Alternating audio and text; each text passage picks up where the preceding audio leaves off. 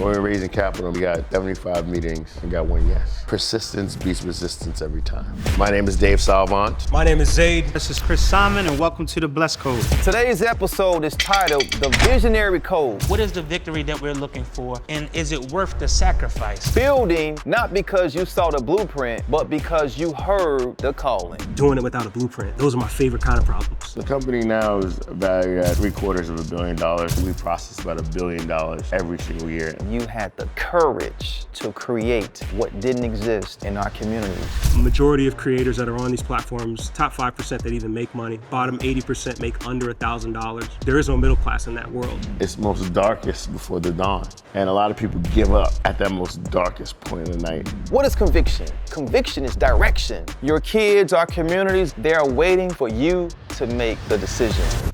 It's time for something that's just for us. It's time to unlock something new.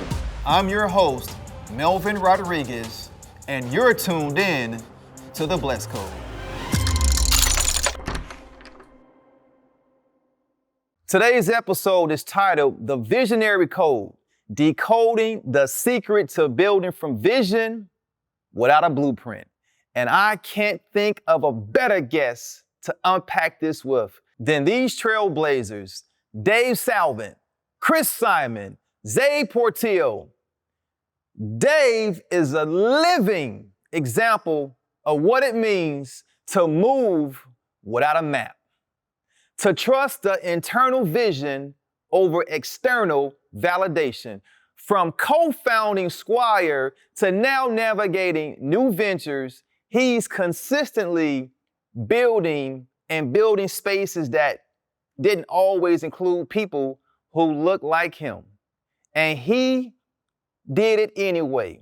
That's the essence of the visionary code. Building not because you saw the blueprint, but because you heard the calling. Just like Noah, who built an ark before the rain, or Abraham, who moved without knowing the destination. Dave walked by faith, not by sight. So if you're ever feeling or felt the call to create something greater, but didn't have it all, the answer to this episode is for you, because visionaries aren't waiting for approvals. Just like my brother, Chris Simon. Chris was born and raised in Baltimore, Maryland. Chris comes from humble beginnings that laid the foundation for a purpose-driven life. He is the founder and CEO of BTST Services. A better tomorrow starts today. And the creative force behind his acclaimed ventures like Black Swan, Selfish Beauty, Simon Enterprises, and multiple real estate investments. But beyond the titles and businesses, Chris is a devoted husband, a proud father of 3 children. His life reflects the heart of a man who builds not just for profit, but for legacy. He's walked the road of vision without a blueprint, trusting God, trusting the process, and creating impact from the ground up. Chris lives the message of Habakkuk 2:2. Write the vision. Write the vision and make it plain. He didn't wait for approvals. He moved with conviction. Zayd Portillo is a longtime creative, the CEO and co-founder alongside Grammy Award-winning artist Timbaland of Light Energy Labs, an interactive video platform that works for creators to monetize live across platforms. Zayd also works closely with the team at AI music platform Sunos as an advisor for creative direction and technical refinement. These 3 are answering divine assignments.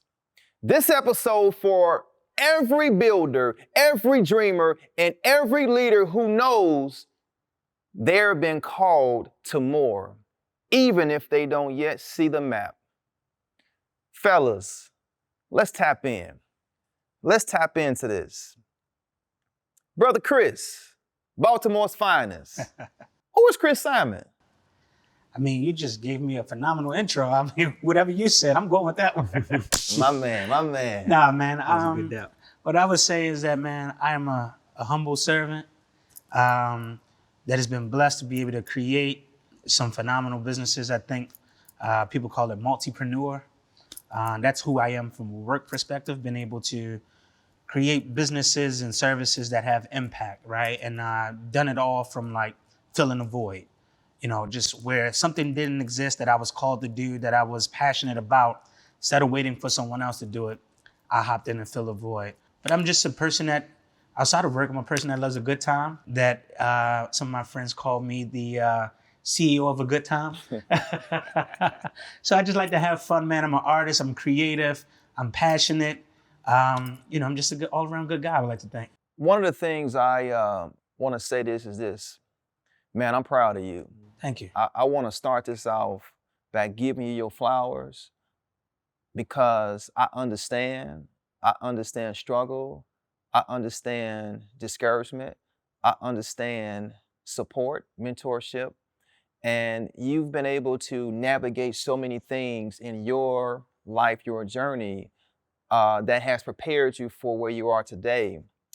And I can only imagine what your then was. What I'd like for you to do is kind of touch on a bit, just briefly around your story and your childhood and your upbringing.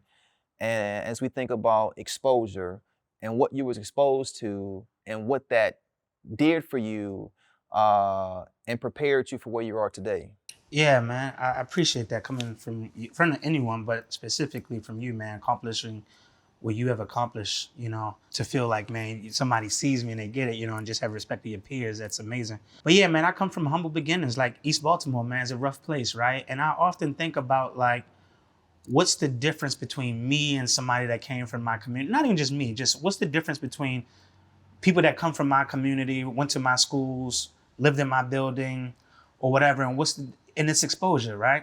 I mean, outside of God has his own timing and his own favor on your life and whatever time that takes place.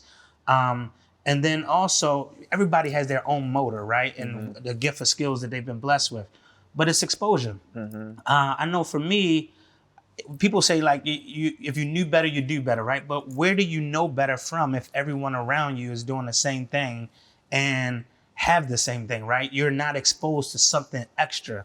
So I think that for me, man, I've been blessed with micro exposures and macro exposures. And we talk about this. Once you see something, you can't unsee it. You know that it exists. Now it's up to you if you want to go try to achieve that. And for me, I was, you know, my mother was a framer. So I got introduced to art at a very young age. And art is important in my life. One, because it creates creativity. She also sold my artwork that I used to draw at some of her local fairs. So right there, the level of having exposure of being an entrepreneur, seeing somebody be an entrepreneur, and then brought me into the entrepreneurship space at a young age was very helpful. Then when I got into golf, I used to jump the fence at my grandmother's. She lived in this apartment that was across the street from this golf course. Wait a second now. You, Baltimore, East Baltimore, and you got into what? Golf. Yes, randomly.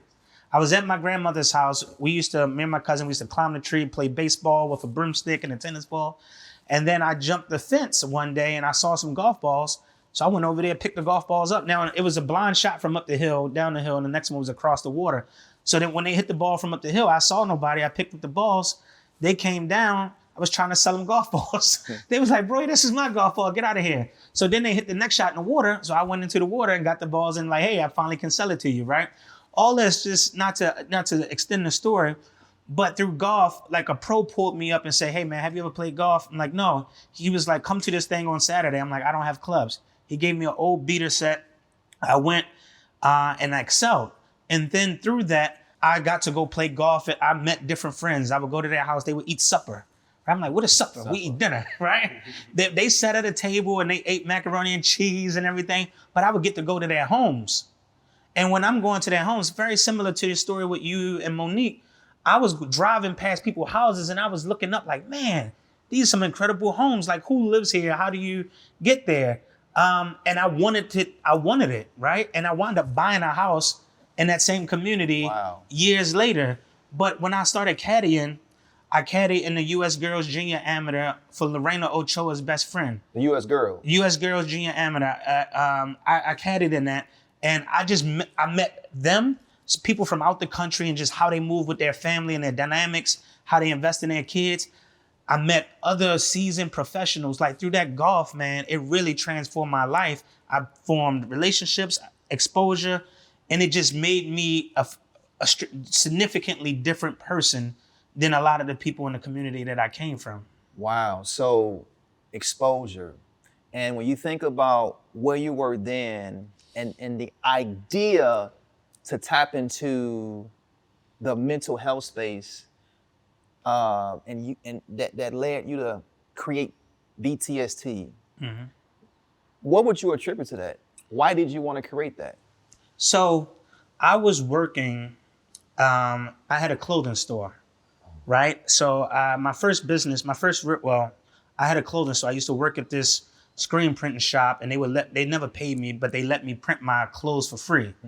Right. And it was child labor laws being violated all over. Right. But they let me print my clothing for free. So I grew this company in 10th grade to I had wound up having 3 or 4 stores. I got a small business loan. But I was always ready. I stayed ready. So like when these opportunities came, I could hop on them. So in that, business got slow at times. So I started working at a group home. I would do overnights at a group home. I would go to get my master's degree during the day, work at my store, work at other organizations, and then do overnights at a group home. And then through this process at these organizations I was working at, I was able to see like some of the flaws of the organization and the areas that they weren't being most beneficial to the clients. And from that, I decided to fill the void. Wow. I brought my ideas to them. They didn't want to do anything about it.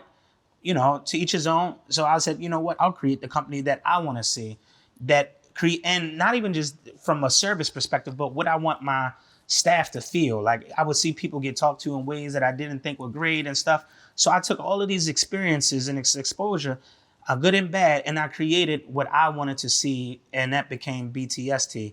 And I would work at these other organizations. I would go pick the ownership brain, just get any information, become a student, man. And it really helped me create the company that we have today, man. It was built off of the things that I didn't like and the areas that I felt were missing. That is extraordinary. And the idea that you had the courage to create what didn't exist in our communities is extraordinary. And and ultimately, that's what it's all about. It's about us being able to have the courage to say yes, to make a decision that where I am now, I will not be tomorrow or the next 10 years, so on and so forth. And which leads me to Brother Dave. Yeah. So I tell you, obviously you're in an entirely different space in what you're doing and your creation of Squire. But my brother, you are doing the damn thing. Black man, you doing it. I mean, you are him. You are him. Like, talk to me, Dave Salvant. Like, just give me a general synopsis of who you are, where you was, and how did this creation of Squire comes about? Just listening to Chris, I think, our stories are very paralleled in the sense of our upbringing. I grew up in Brooklyn, New York, single parent household. I have 2 sisters. And I think what happens when you're young manifests itself later on in life. So I used to, when my mom was going to nursing school and what have you, she would take me to my aunt's shop, Coliana Beauty Salon. And in that space, I would have to sit there. And this when you were young? Young, 8, 9, 10 years old, 11 years old, just in that space constantly and not really knowing that 20 years later, my life would be servicing the beauty professionals, mainly barbershops. But what I learned in that is how inefficient the system was and how inefficient kind of like business was in general, especially for businesses, personal care businesses. But like Chris, I always was an entrepreneur. During the summers, I used to sell glow sticks at music festivals.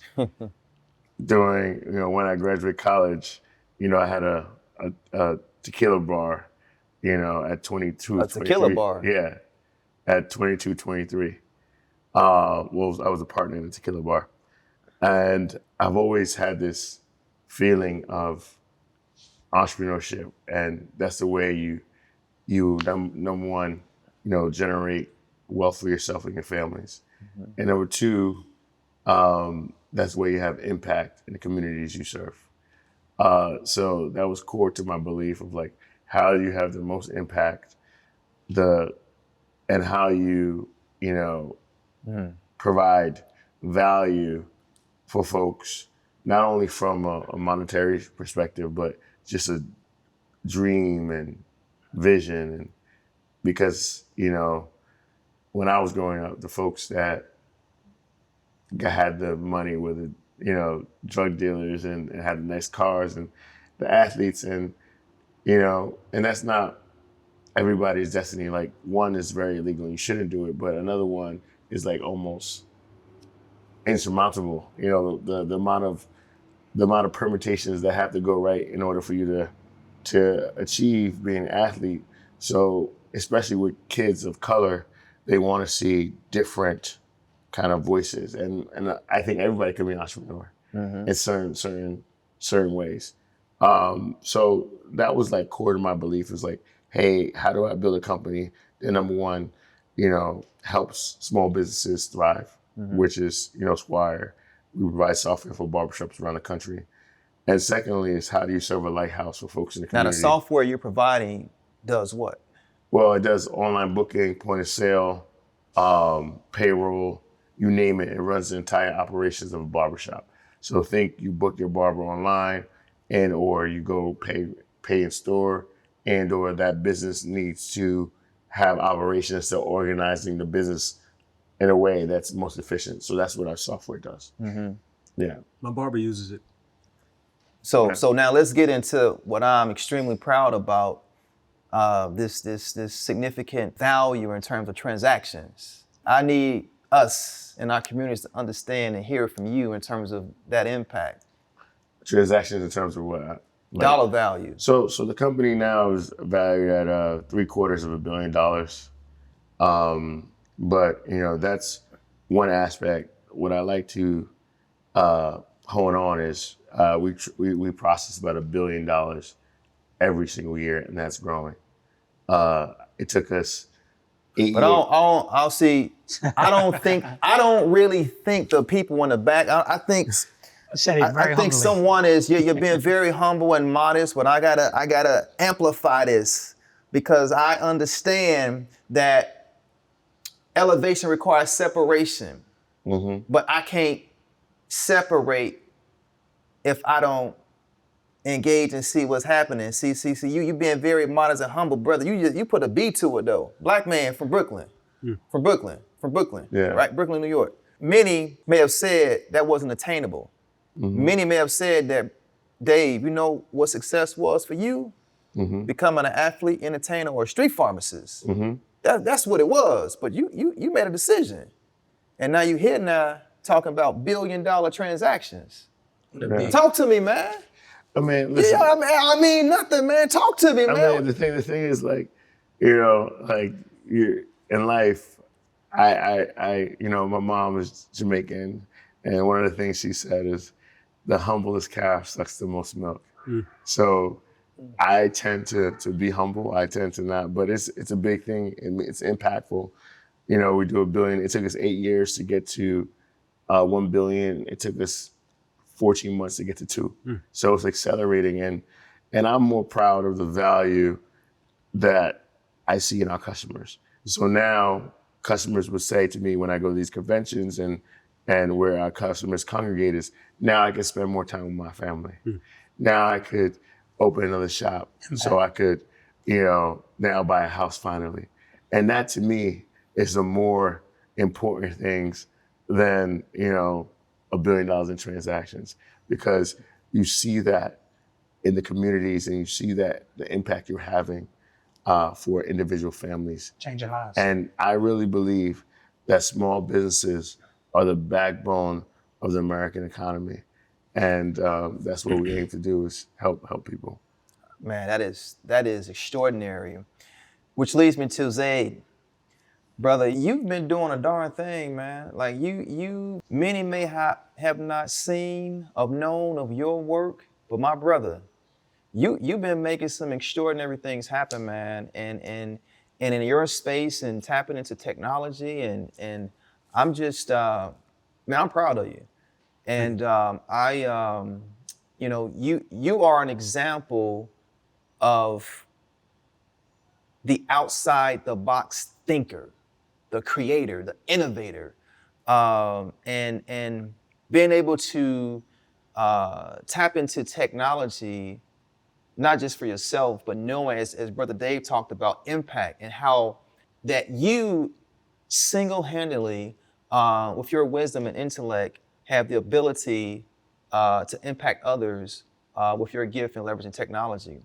And that's extraordinary, man, to say the least. But I want to understand Zayd Portillo. Like, just give me an overview of yourself, where you're from, what you've been through, and how did you tap into? Because you're from Trinidad, right? My family's from Trinidad. Family from Trinidad. Yeah, I'm a Florida boy though.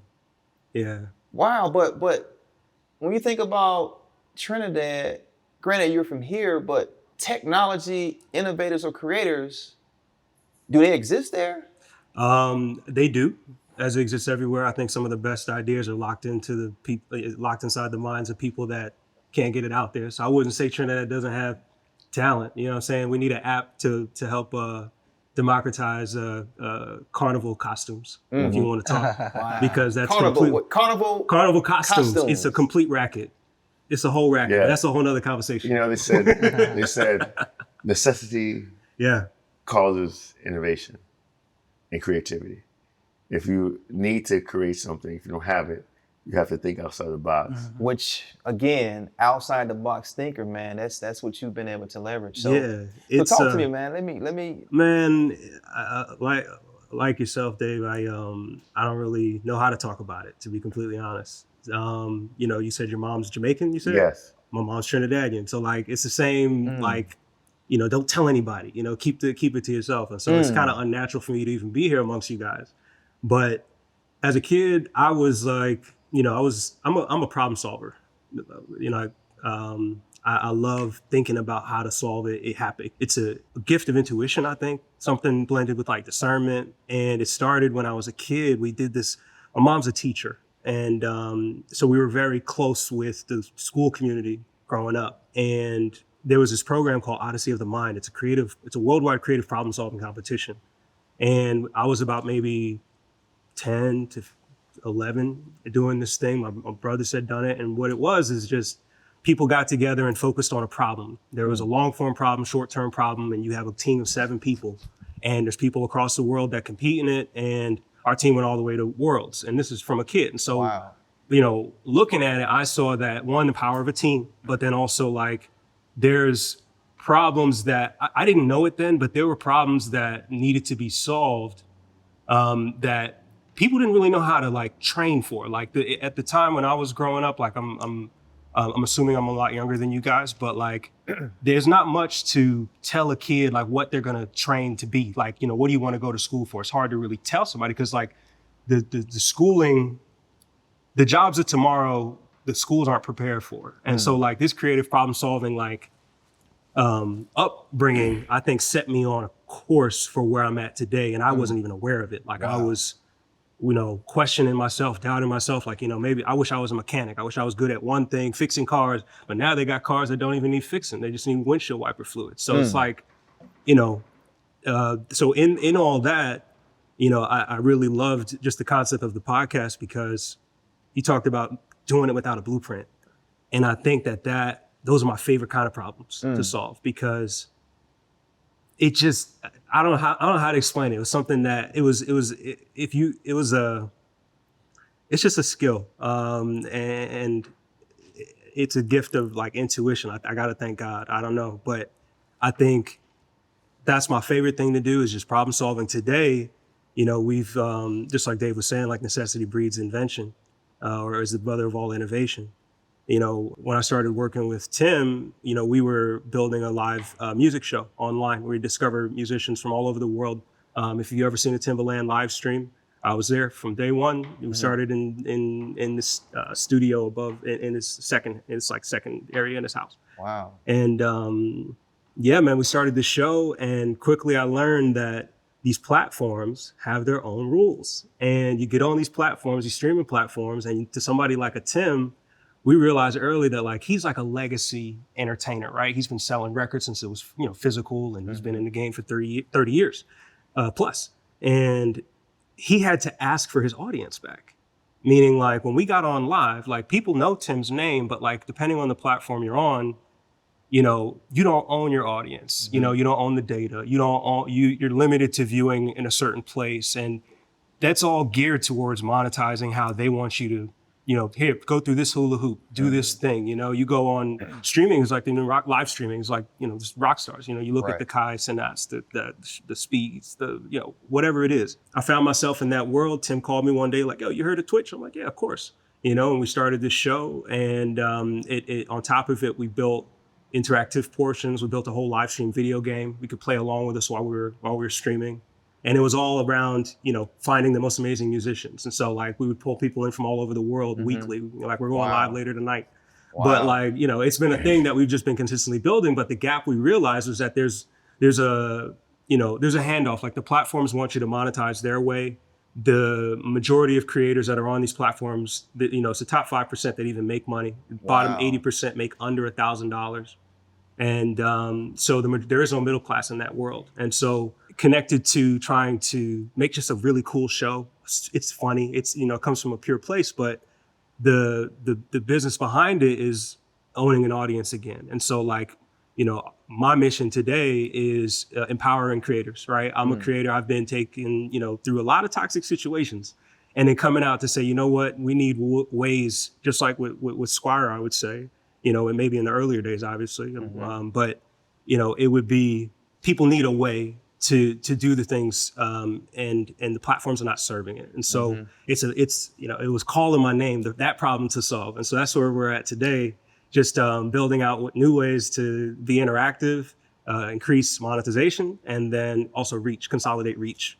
So like a lot of people don't have that. They're jumping through hula hoops, farming for subs, doing all kinds of stuff online because that's just what the platforms give you. Right. And we found out like, you know what, if you take all these tools, because like Twitch isn't much, but it's RTMP video. It's a broadcast platform. It's got a chat platform, Man, and it's got a foreign language. It's got a recommendation algorithm. Those three things, you put them together, you got Twitch. It's a whole different world, man. RTMP. I'm sorry. Twitch. Yeah, it's just open. Man. A lot of that stuff is open source, and you put it together, and like most of these platforms are supported by like their top 10 creators. So if you know some really interesting people, you could create one of those platforms and be competing, and then have your own thing. And so like we're trying to get it. We see a world. Tim and I see a world where we can hand off these tools to creators to then build on top of the platforms, build their own lemonade stand, so that way they don't have to jump through those hoops, and own their audience again. But lemonade stand was the first thing that I understood. Right. Let's go. Man, I'm sorry. Tim would have cut me off a long time ago if he was here. I'm thinking about it. So if you were to build their own streaming, but don't they work with advertisers to kind of like monetize that? So, right. But you don't get that. Right. But so if you were to do it on your own, you would have to monetize it. They already do it on their own. So like right now, the platforms can't dip into your sponsorship revenue is most likely not, it's solved by a third party. Like you're not going through TikTok or Twitch. Exclusive partners are different because they have their own rules, but most of the streamers have side deals. Okay. They'll do a streaming deal with insert brand here. They give a check, they get the data, whatever that is. Okay. And so a lot of that already happens off platform. Okay. I was thinking it was more like YouTube where it just feed ads in the. So they're another one, but again, like the creators don't get that, Okay. right? No. So like you're creating, you know, we had a conversation beforehand about, you know, workforces in other places, and like there is no middle class of creators. You mentioned earlier, small businesses are the backbone of America. I would say, I would argue that the future small businesses are creator small businesses. So which leads me to this. How do we work together as a community to democratize creativity with technology for all? I think we got to, and this is just my knee jerk, firing from the hip here, but my first instinct is we got to decouple what they're offering versus what we're offering. So like the platforms themselves, they'll, you know, tell you, hey, you know, we'll give you, you know, you get followers on our platform, but you don't have their email, you don't have their phone number, you can't go and do nothing with that, you can't retarget, you got to make your own funnel. And so like they're leveraging who you are and getting them to draw into the platform, and then you never get the keys back. I get the access. Yeah, you never get it. And then so even if you wanted to turn around, like, you know, there's a long roadmap for what we're building, but we built this tool. It's an interactive video tool. We found a really, this is the wedge that we found, which is video chat. We built a whole live stream video game. I had virtual music producers coming in. We had all these crazy bells and whistles to make it interactive. But then we realized, like, you know what? As time went on, you know, streaming was all over. We're not just sitting in front of a TV. We're back on our phones again. We're back outside. And so video chat, it sounds so overlooked. And I know I might be speaking a foreign language, but the platforms themselves put levers in place to keep you at a certain creative capacity. So like, let's say, for example, if we're on a live stream, you can't do video chat on YouTube. You can't do it with your audience. And so much magic happens there because when we go on live and we get people started on video chat, it's a whole thing. There's a whole, you know, you can look up the Omegles or the Monkey app or like, you know, any one of these random video chat things. It's a phenomenon. And if you give those tools to the creator themselves and don't make a creator lock into a platform to get those things, you can now regain some of your audience back and then have better leverage to convert people again. Like right now, like we'll tell somebody, follow me on this platform, but we don't own that platform. And like, I don't want to go into Tim stuff, but you know, it's important to own your own platform. Yeah, no, that makes sense, man. Obviously, you mentioned, you know, what you're gonna be speaking may be foreign, but conceptually it makes sense. And the way I view it is that it all ties back into what you mentioned earlier in terms of you all see a vision, you all see something scalable that will drive significant impact, which is very important as to why. And I want to say this: it's important that we as men embrace the blessing of our vulnerability, remaining humble, right? So as I talked about the numbers you're sharing, you know, it's a blessing to have that. But my brothers, I can't be what I don't see. Right? And if God has blessed you, has made your name great, has allowed you to do extraordinary things in your lives, in your different ventures, you owe it to yourselves, you owe it to your families and the generations to come to be able to share that wisdom. The Bible tells us that we got to sharpen one another, right? And so it's the idea of I have all of these, even if it may feel uncomfortable for me to share, but it is our calling, it is our requirement to share what God has blessed us with, because he's equipped you with things that I don't have, you know, that we don't have, but if we share amongst each other, the idea of what we can build and create as it relates to what we didn't have, right, in our younger days. So it's important to really understand that, because as we think about the road ahead, what does that look like? So you see something, you and Tim saw something, you see something, what you're doing, right? And so there's a vision that you all have been blessed with, but you don't want to keep that to yourself, right? Because you can't we can't leave with it. Exactly. We got one shot at this life. And even more than that, right? God gives you these ability to glorify him, right? So if you're silent on the work that he's doing, I'm not saying obviously be a braggadocious bragger, you know what I'm saying, to whatever. People need to see and hear what you're doing to bring him the honor. He's giving you this platform to do this and to glorify him and let people come closer to him through the work that you're doing. So, but I mean, I get it. Where we come from, it's like stay down till you come up, right? Or don't talk about it. Stay low, stay in this house. Yeah. Yep. Stay low and get out the way. What goes in this house stays in this house. Yep. Yeah. I mean, I think it's double-edged. I think you have to, you know, and let the work speak for itself. Exactly. And because there's a lot of people out here that, another one she says is an empty barrel makes the most noise. I love your analogies. Yeah, because you just have We to. need to start a book of all of You this. just have But they're from the islands, right? It's an island thing. Empty barrel makes the most noise. Yeah. Like you just gotta stay low out the way. Yeah. And let the work speak for itself. So, but let me tell you something. So my wife and I were recently inducted into the Hall of Fame at our former high school, which was an extraordinary honor for us. And I can't tell you the feeling that we had being able to get the award in front of the current students at our former high school, but more importantly, what it did for them. Because in addition to what we do for the school in terms of donation and helping around our thesis around mental health and well-being, we're present and we're able to share our stories and we're able to talk, have relatable, authentic conversations with these students, right? Because we know what they're dealing with. We were there, right? And we understand that they need to see us so that they can dream bigger, so that they can think outside the box, so that they can think outside their now. It's ultimately on us, gentlemen like us, of truly understanding and embracing that, even when it may feel uncomfortable, but being able to articulate ourselves in the most humblest way as possible. But they need to see it, right? Because there's power when it's tangible. We talked about tangible things, right? Creating things and showing things that, wow, I truly can, that's attainable.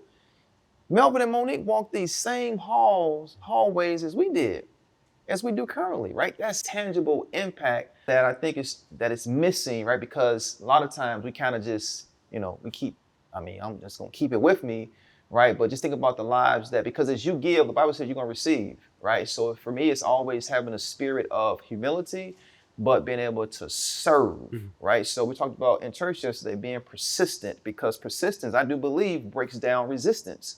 But a lot of times within ourselves, we embrace the spirit of resistance because it's like, well, if I do this, then what? We begin to question ourselves, or so on and so forth. But like you said, an empty barrel Makes the most noise. Makes the most noise, right? So silent moves become the greater moves. Okay. You see what I'm saying? So you move in silence, right? And so once you accomplish what you set out to be, right? Guess what? You got to share that. You got to show that. You get what I'm saying? That blueprint. Because we're talking about decoding the greatness within you without a blueprint. And that falls under faith. The evidence of things that we don't even see. Right? So, which leads me to Chris. Man, you got a lot going on, brother. I mean, listen, man. Yeah, you got a lot going on, juggling multiple businesses, being a dad, being a husband. How you do it? How do you do it? What keeps you going? How are you preparing yourself each and every day to show up? I don't know, man. It's people like to say that there's this theory of work-life balance. It's a theory.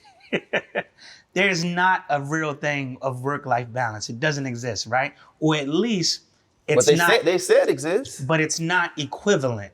They think balance looks like this, but balance may be like this, where work is here, but it's still 100%, but you just got 80 over here and 20 over here, and then at some point it shifts. But it's not going to be 50-50, because in order for you to accomplish something that has never been done without a blueprint, it requires a lot of work, right? And you only have a set amount of time in one day. So you can't do the same thing you were doing yesterday and expecting this extraordinary outcome. To get more requires you to do more. But now with that same amount of time that you have available, that means that so you're doing more here. So that means you're doing less here, right? So, but obviously the goal of that is not to stay in that season forever. You know that it requires a season of grinding for you to prioritize this over this. But the goal is to not stay in that season forever. I always say at work, for every win, there's a loss. So even when we knocked it out the park, did a home run, did this great big event, we might have lost on some micro level things that we could have done. And maybe if we'd have allocated the time to doing these micro things, the results might have been bigger than this macro thing that we did. So I think the most important part in this is to prioritize the victories, right? What is the victory that we're looking for? And is it worth the sacrifice? Because if I'm gonna go create this thing, that means that I gotta sacrifice something with my kid. That means I gotta sacrifice my time with my friends. That means that I might sacrifice going to the gym or whatever it may be. And I'll come back to that part in just a second. But it means that I'm sacrificing something. Is this outcome worth that sacrifice? And how long is it gonna take me to get to this outcome? And am I willing to sacrifice over that length of time this thing that I'm sacrificing? And I think you have to think about that. Like for me, and then you have to have your non-negotiable of things that you're just not sacrificing, which should be health, right? Because on your road to success, if you're sacrificing your health, you're going to break down on the road to success and you're never going to make it to that outcome. So I know for me, when I get to grinding, I'm up till 2:00 and then I'm back up 6 a.m. getting at it. Be like, oh man, I can't go to the gym today because I got this I got to do. And it's like, whoa. If we don't get this part of But us there's a in saying, order, man, you better check yourself before you wreck yourself, there right? you go. Right? There you go. And we have to, especially as black men, you know what I'm saying? We have to make sure that we prioritize ourselves because we're already starting at a deficit from the way that we probably traditionally grew up. Like we didn't grow up with, there's food deserts in a lot of our communities and access to just healthy stuff. Like I'm still educating myself on what it means to eat healthy. What does it look like? And how do you make it, right? And trying to now put this into your schedule and make sure that it happens because your impulse is to go back to what you grew up on, right? Yeah. So we're fighting from where we couldn't control our income and we couldn't control what we ate. So you got Big Mama making macaroni and cheese, sweet potatoes, and this is what we ate every day. So now that we can control it, we have to be more specific about the things that we eat. And I'm telling you this to say that I'm imperfect at it, right? Yeah. I'm not sitting here saying I do it. I know what needs to be done. And I'm telling you based off of the roadblocks that I've hit and the issues that I've learned, the things that I've learned along the way. So yeah, I mean, I think that's how we do it, but I think it requires discipline. We talked about that. It requires to consistently stick to it, stay with it, right? You got to continue to show up every day and do it. Right, and have that level of discipline, and whether that's discipline with your morning routine, discipline with your schedule. We have our devotional book and the prayer book. Try to make sure you do that every moment. And I'm very strong at time blocking. Yeah. So like when I'm doing this, I'm only doing this, and I'm going to be committed to this. And then when that's over, then I go to the next thing, and that's how I try to manage it all. That's awesome, brother. But I'm gonna say this: those of you who are watching this episode. You just heard Brother Chris talk about sacrifice. What are you sacrificing? You know what you're doing. You know what you keep doing. You know what you shouldn't be doing, but you keep doing it. You have not embraced the power, the blessing of conviction. What is conviction? Conviction is not about you doing things in perfection, being perfect. Conviction is direction. So you know, again, what you're not supposed to be doing, but you continue to do the same things you're doing, but expecting different results.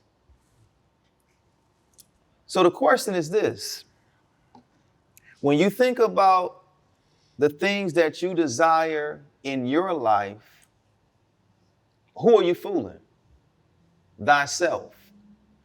My brother, your kids, our communities are waiting on your yes. My brother, the generations to come are waiting on your yes. What are they waiting for? They are waiting for your sacrifice, for you to make the decision. Brother Dave, as you think about our community and the idea of being able to invest in our own businesses, right? Our businesses. Why do you feel like it's a struggle to invest in our own businesses, right? And then the idea of being able to invest in us. I think it's a couple of reasons. I think number one, there isn't that much capital in the Black community, and the folks that have the capital to invest are very risk averse as well. So you think about it, the folks that make money in the community have followed traditional paths. You know, went to school, got a job, worked in corporate America, and when they're in those settings, it's not that many folks that look like them. So the propensity for risk is a lot lower than someone who came up as an entrepreneur or something like that. And I think also, I think that has to change. I think people need to invest in other folks' businesses in the community. It happens across all other communities except, I want to say that, but not at the same rate as it happens in the African American community. So I think people just need to invest more and find people they know. And folks that are starting business need to be prepared. I feel like if somebody creates a business and, I'm starting this business, come with a plan, come with idea, like do the work. And if you do the work, and not just like haphazardly, but if you actually do the work and create the plan and actually have it tight, then it's just capitalism. And at that point, folks will look at the business on what it stands. Folks like who?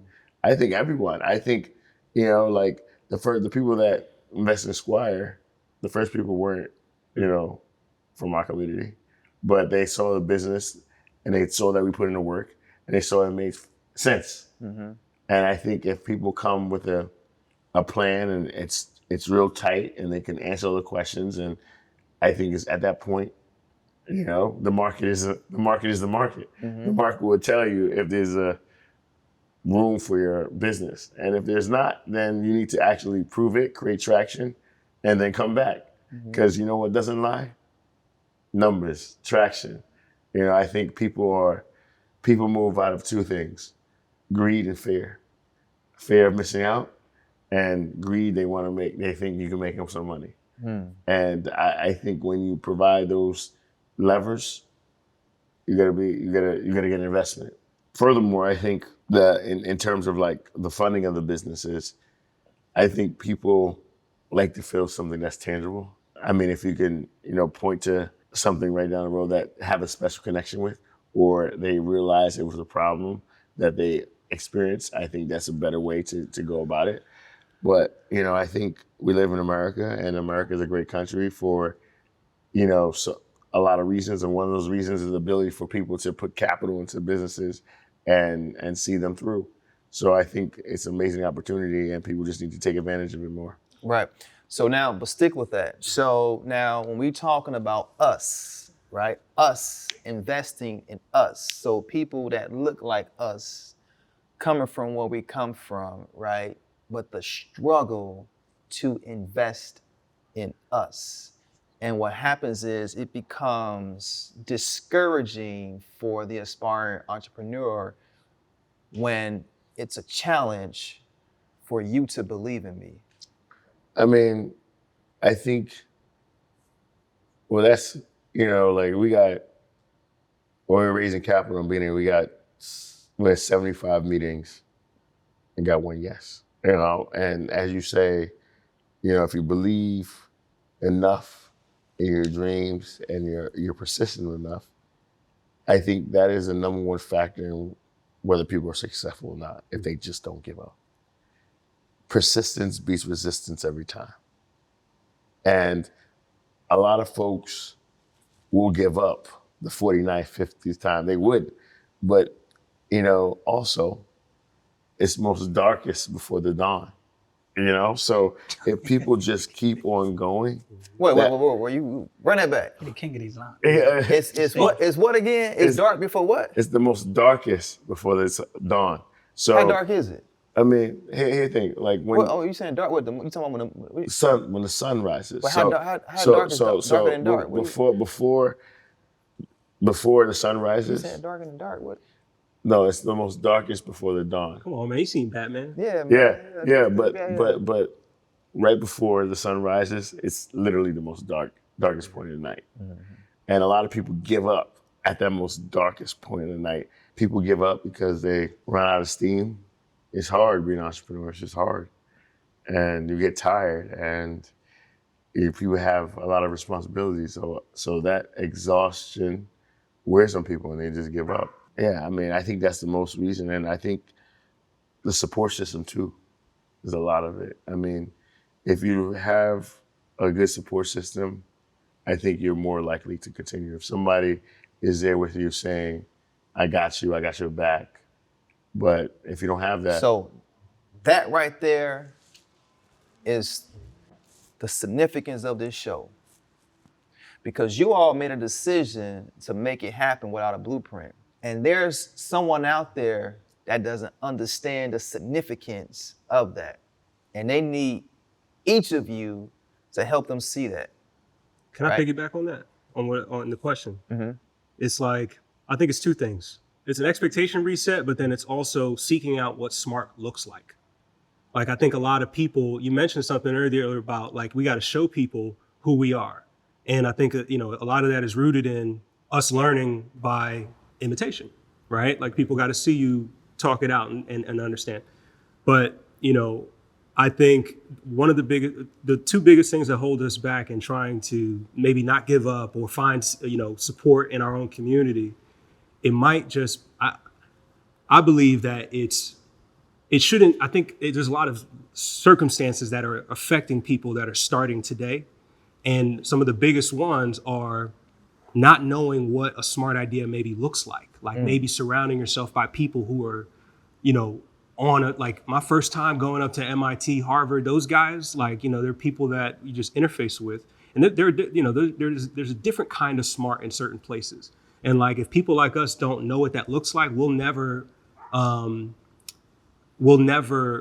just be comparing a different reference point. Mm-hmm. And then like the expectation reset would need to be, you might have to work harder.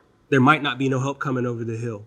There might not be people like you that are the first in line to support you, because I think we think, oh, because I have a Black-owned company, my community is going to support me. But like you said, people, we're new to, like, a lot of our culture today is new to wealth and wealth creation activities. Like that's a recent thing. And so if you reset your expectation, you can increase your endurance.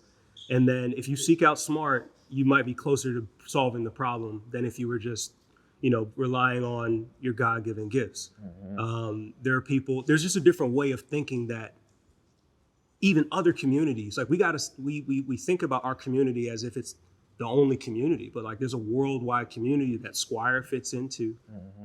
that streaming tools fit into. Like it's not to say it's bigger than us, but I would just say it's wider. And there are other people that are maybe closer to the front of the class, and that's okay. You know what I mean? Maybe the teacher you have to listen harder or like get some glasses to figure out what's going on. Mm-hmm. But regardless of where you find yourself in the classroom, if you have the expectation that you may have to try harder or listen harder, then you might have more endurance and you'll get through that dip. So before we close out on any episode of The Blessed Code, I like to end it by understanding your code. So Brother Chris, what would you say your daily blessed code is? I would say that mine is an attitude of gratitude, right? Because I think that while we're ambitious and we aspire for so much more, and it could get frustrating, it could get scary, it could get, it could be optimistic, right? But I think if you just become grateful of what you have already, we know this is where we want to get to, but we can celebrate where we are. And this is how I reshape myself. When I'm just blessed to have opportunity, because I could be in the same situation, the same circumstance without the opportunity and without the resources. That's a lot different place to be in. So I thank God for the place that I'm in and having the ability and having the opportunity to wake up another day, and then to also have the opportunity to go after it and have resources around me that will help me get to wherever I'm frustrated about trying to get to, or I'm feeling doubtful about getting to. But I thank God that I at least have the opportunity. So an attitude of gratitude, of being appreciative of everything that I have, and trying to be a good steward of it to show that I am trustworthy enough with this blessing that you can give me more. That's awesome. Brother Dave. I think what I've been working with is like kindness is strength. You know, how many, The king of the So you one saying you liners. kind? I mean, You kind, yeah. I mean, kindness is strength. I mean, I think just treat people well. You know, and I've been working on this too, because oftentimes you don't want to be in a position where you treat people differently depending on what they do and what value they add. So, you know, I've been trying really hard to just be kind to everyone, from the landscaper, treat the landscaper just as much as you treat a Fortune 500 CEO. So, you know, I think if you're kind and you lead with kindness, that's going to come back to you in more ways than one. The golden rule: treat others as you want to be treated. And I think that will go a long way. So kindness is strength is my blessed code. That's awesome. Brother Zayd. For me, it's build from the heart. I think it's kind of like what you're saying, Dave, about the kindness thing. To me, I think building from the heart, you're going to find that product market fit. I think doing business from the heart, I realize that everything is just a relationship. It's all built on, everything else is just a relationship. So if you're kind to people, or like considerate of what other people are going through, they're, you know, no matter where they are in their life, somebody's going through something. Putting yourself in their shoes, for me, is like the first, you know, how would I react? So building from the heart, that I say all that because building from the heart is kind of that's the first domino. And then after that, people just deal with you again, or deal with your product again, because it was made with love. Fellas, I think we've done it. I think we have unlocked the visionary code. Building from an idea, a secret, creating things that we could only dream of, but now we see its full manifestation. The desires of our hearts that God has granted before us. I think we have unlocked this code of creating without a blueprint. And you all are living testimonies to faith, to evidence of things that we hope for. We don't even see it, but we create. So my brothers, I thank you guys. I salute you all. And I encourage you all to keep being led by God. Allow Him to order your steps and continue to impact our communities, because they are counting on each and every one of you guys. And those of you that are tuning in, may this episode be of a sound blessing to you and allow it to encourage you to go for it all. The visionary code. Fellas, appreciate you guys. Brother Zayd. That was a good one. C. Simon, B. Moore's finest. Yes, sir. Appreciate you guys. Thank you. Thank you for joining this episode of The Blessed Code. Living by His code is a journey full of grace, growth, and opportunities to bless others. If today's episode spoke to you, please share this powerful message, and don't forget to subscribe, leave a review, and connect with us on social to stay grounded, grateful, and blessed. Until next time, keep your faith strong, your heart open, and live life you're destined for. I'm your host, Melvin Rodriguez, and you just unlocked another blessed code.